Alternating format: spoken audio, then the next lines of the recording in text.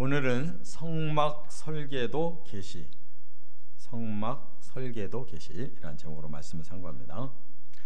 이제 오늘부터 시작되는 이 내용은 25장부터 31장까지 한 주제를 말씀하는데, 그게 바로 성막 설계도를 주셨다는 겁니다. 그래서 모세가 이 성막 설계도를 이제 하나님이 말씀한 걸 다 받아 적어서 지금 25장부터 31장까지 성막에 대한 설계도를 쭉 설명하고 있는 거예요. 그런데 우리가 지금 율법을 받는 중이잖아요.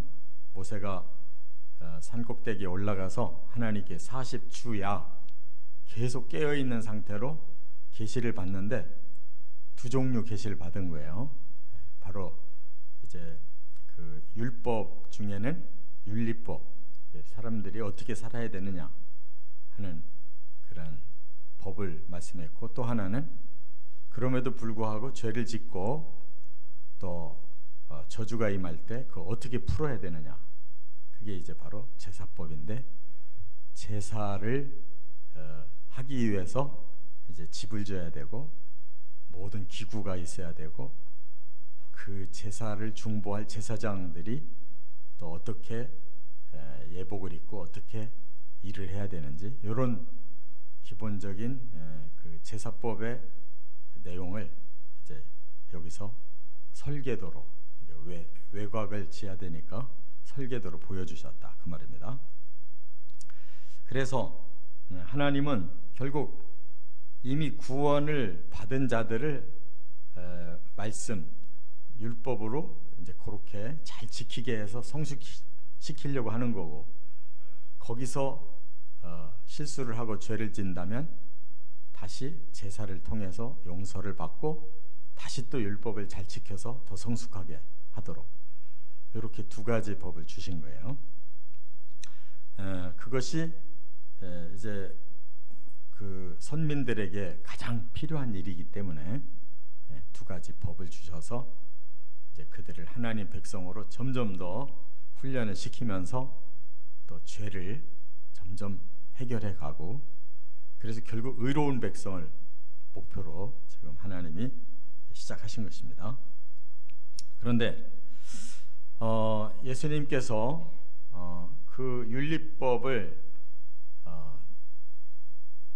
종합하면 어떻게 한마디로 묶을 수 있느냐라고 이제 질문을 받을 때, 하나님 사랑하고 이웃 사랑해라, 이렇게 사랑으로 풀어주셨잖아요.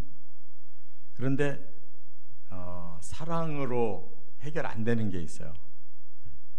죄를 지면 그냥 무조건 사랑한다고 그냥 없는 일을 만들 수가 없어요. 그게 바로 의라는 것입니다. 의 안에서 사랑하는 거지 불의를 계속 사랑할 수는 없잖아요. 그래서 이제 제사법을 주셨는데, 이 제사는 짐승을 통해서 계속 죄값을 치르는 거예요, 대신. 그러다 보니까 수 없는 짐승이 계속 사람 대신 죽어나가는 거예요. 그것은 임시로 주신 법이라고. 그래서 사람에게 죄값을 지으면 사람은 구원을 못 받아요. 죄값을 영원히 형벌당해야 돼요.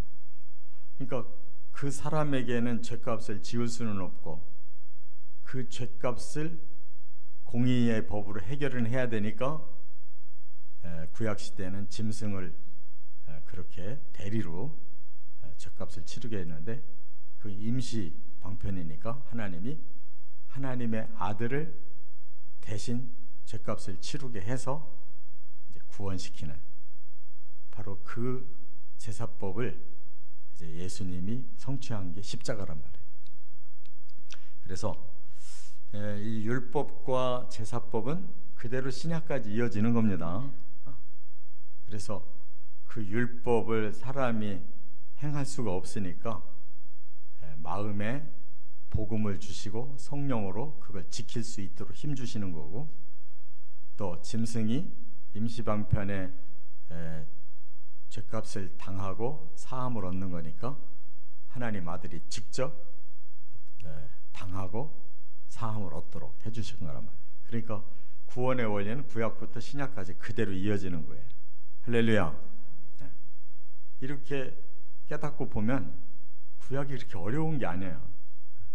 굉장히 낯설지만 그 원리는 똑같단 말이에요.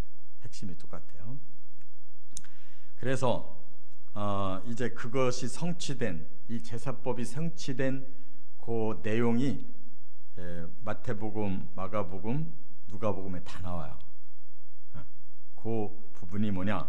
마태복음 27장 51절에 보면 예수께서 다시 크게 소리 지르시고 영혼이 떠나시니라 그랬어요.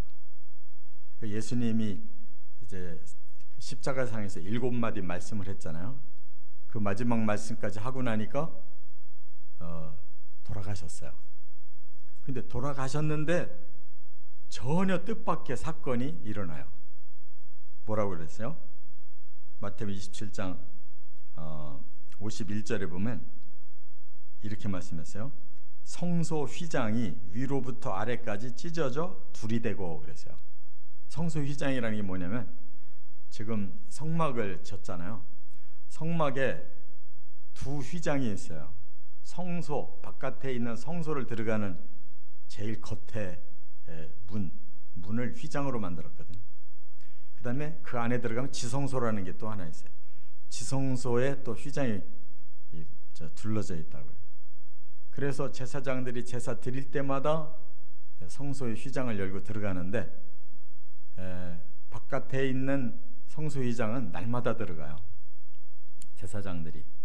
그래서 등불이 켜져 있어야 되고 분향이 이루어져야 되고 떡상에 떡이 항상 있어야 되고. 그런데 지성소의 휘장은 1년에 한 번만 열고 들어가는 거예요. 대제사장이.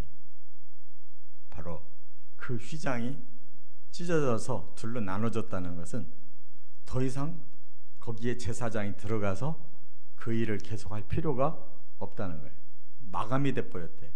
예수님이 십자가에 죽으시는 동시에 죄값을 사할 수 있도록 이제 예수님이 완전한 제사를 드렸기 때문에 두 번 다시 그 제사가 필요 없다 이거예요. 그래서 휘장이 찢어져서 그 성막의 제도가 끝장난 거예요. 할렐루야.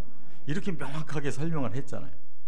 그렇기 때문에 우리는 이 성막의 원리를 잘 깨닫고 그것이 예수님이 어떻게 복음으로 성취하셨는가를 이렇게 연결을 시켜서 확실하게 믿어야 돼요. 자, 첫째는 8절 상반절에 보면 성막을 짓는 목적을 밝히셨어요. 하나님께서 여기 8절에 내가 그들 중에 거할 성소를 그랬어요. 하나님이 백성들과 함께 거하는 집을 만들어야 되겠다 이렇게 말씀한 거예요. 그래서 하나님은 하늘에 계신 분이고 지금 하나님의 백성은 땅에 지금 세워졌어요. 그래서 만나야 될 거 아니에요.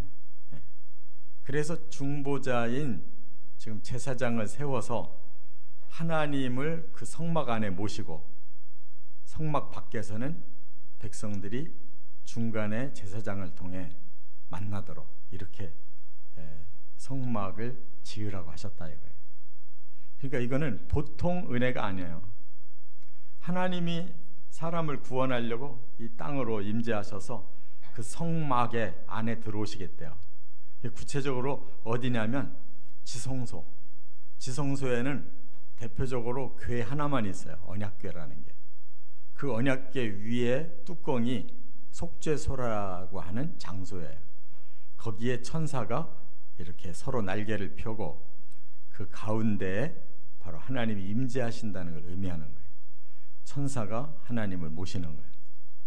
속죄소라는 위에 언약궤 판을 보고 속죄소라고 그래요. 거기서 죄를 사한단 말이에요.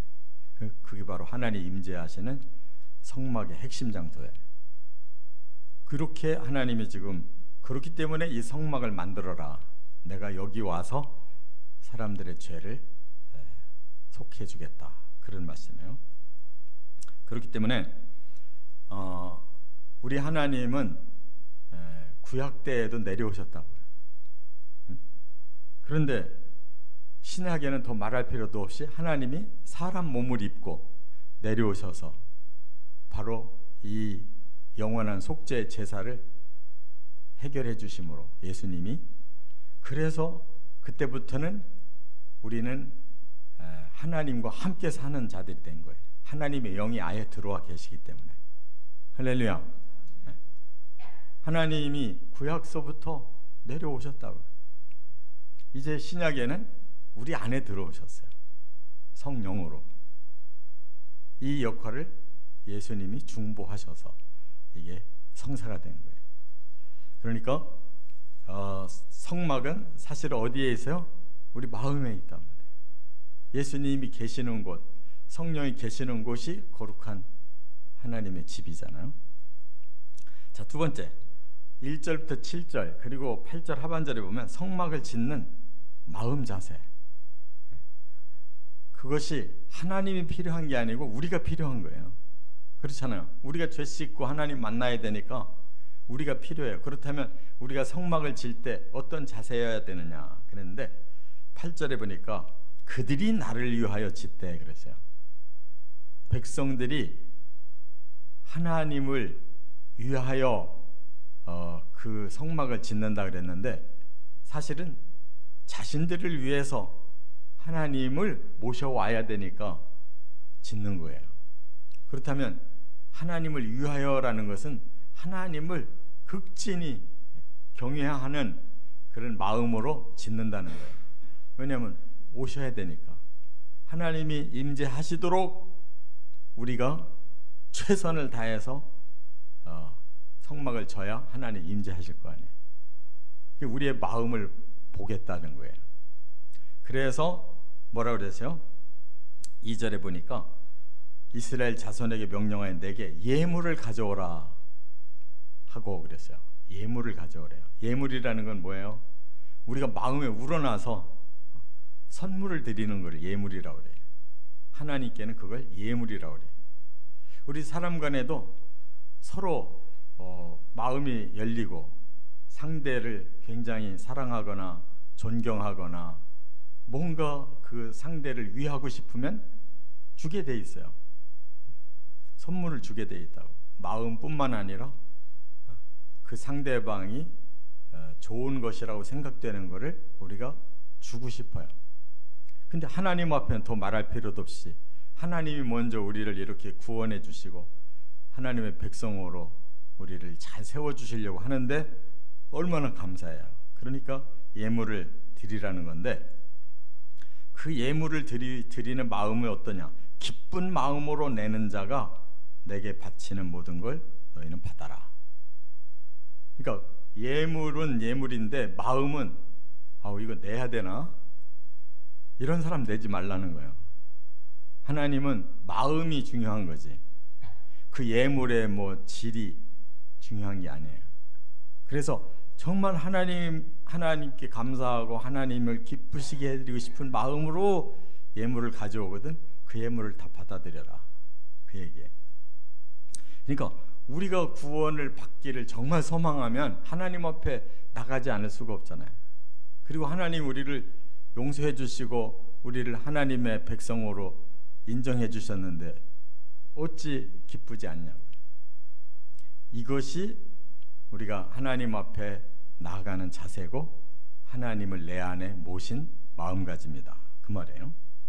또 그래서 내놓은 예물이 뭐냐? 여기 이제 쭉 설명을 했는데 금과 은과 동, 철은 금은동을 가져오라고 그랬어요. 이게 그 광물질 중에 제일 귀한 겁니다. 역사적으로 한 번도 이것이 귀하지 않은 적이 없어요. 지금도 물건값 오르면 금은동이 제일 먼저 오르는 거예요. 또 그 당시에 이런 옷감을 만드는 것이 아주 미미한 시대잖아요. 그런데 청색, 자색, 홍색의 가는 배실을 가져오라고 그랬어요. 우리 나라에서도 이렇게 한산 모시 같은 거 굉장히 고급 재질이잖아요. 그런 걸 말하는 거예요. 최고급 실. 또 털 가죽을 또 준비하라고 그랬는데 그게 다 성막 재료예요. 그래서 염소털, 또 붉은 물들인 수양, 해달. 이 해달이라는 거는 이 고래 같은 걸 말하는 거예요. 고래 이 껍질을 말하는 거예요. 이런 것의 가죽을, 그 굉장히 고급 가죽인 거죠. 그런 걸 가져오라고 그랬고, 또 성막에서 등불을 켜야 되니까 올리브유가 최고급 기름이에요. 또 그 향을 피워야 되니까 향료, 향품.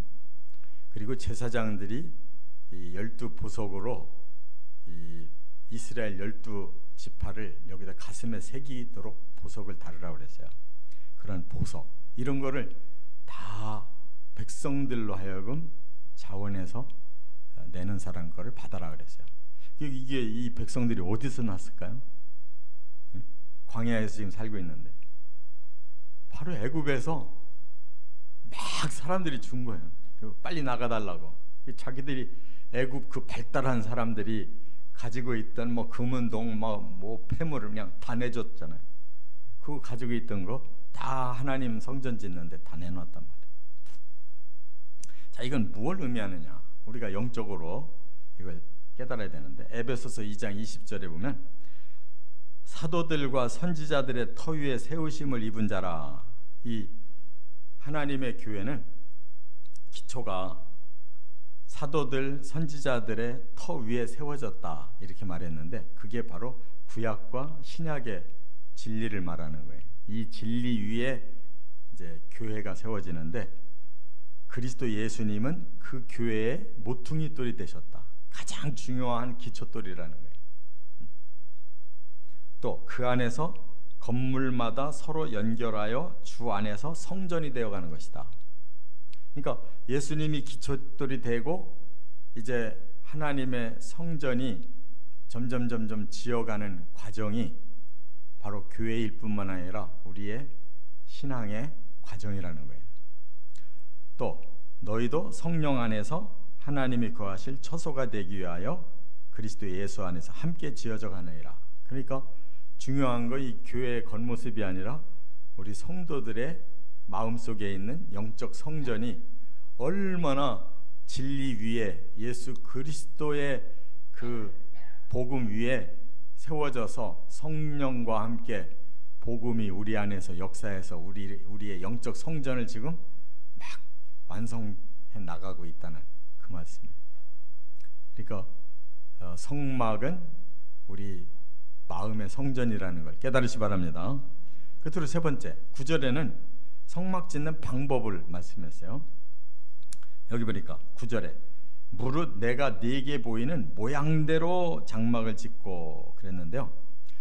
이 앞에 그 보면요, 그 장막이라는 단어도 나오고 성소라는 단어도 나오거든요. 여기 보면 이 성소와 장막이라는 두 단어가 사실은 합해져야 돼요. 성소는 뭐냐면 이 거룩한 곳이라는 뜻이에요. 질적인 의미예요. 그곳은 하나님의 집인데 거룩한 곳이에요. 그 다음에 장막이라는 것은 외관을 말하는 거예요. 그것은 막으로 만든 집이라는 거예요. 그러니까 텐트라는 거예요. 그런데 하나님이 계시기 때문에 거룩하다는 거예요. 그래서 성소와 장막이 합해서 성막이 되는 거예요. 할렐루야. 우리는 하나님을 우리 안에 모시려면 거룩해야 돼요. 그리고 그곳은 뭐 외양으로 막 멋있게 꾸민 곳이 아니라 하나님의 성삼위 하나님이 내 안에 영으로 살아계시도록 그 공간이 필요하다 이거예요. 영적 공간이. 그래서 우리는 주님을 모시고 주님과 함께 살아가는 것이 이게 신앙생활이다라는 걸 가르쳐주고 있어요. 그래서 고린도전서 3장 16절에도 다시 이렇게 말씀했어요. 너희가 하나님의 성전인 것과 하나님의 성령이 너희 안에 계시는 것을 알지 못하느냐. 누구든지 하나님의 성전을 더럽히면 이게 죄를 짓는 걸 말하는 거예요. 내 안에 죄가 들어오면 바로 거룩한 성전이 소멸되는 거예요. 하나님이 그 사람을 멸하시리라. 하나님이 함께 하실 수가 없어요. 그 사람에게는. 하나님 떠나면 거기는 심판이 임하는 곳이에요. 그래서 하나님의 성전은 거룩하니 너희도 그러하니라. 우리는 물질적인 성전이 아니라 영적인 성전이에요. 그래서 우리의 마음을 항상 거룩하게 하기 위해서 힘써야 되고, 성삼위 하나님이 내 안에 계신지를 항상 확인해 봐야 된다는, 이것이 성전 설계도라는 것을 깨달으시 바랍니다. 그래서 우리 안에 과거에 다 사라진 그 성전을 우리가 생각할 게 아니고, 현재 내 안에 성삼위 하나님을 모시고 세워가는 이 영적 성전이 이렇게 거룩하고, 또 하나님이 우리와 함께 동행해 주시는 그 은혜 속에서 기쁨으로 살아가시기를 주의 이름으로 축원합니다.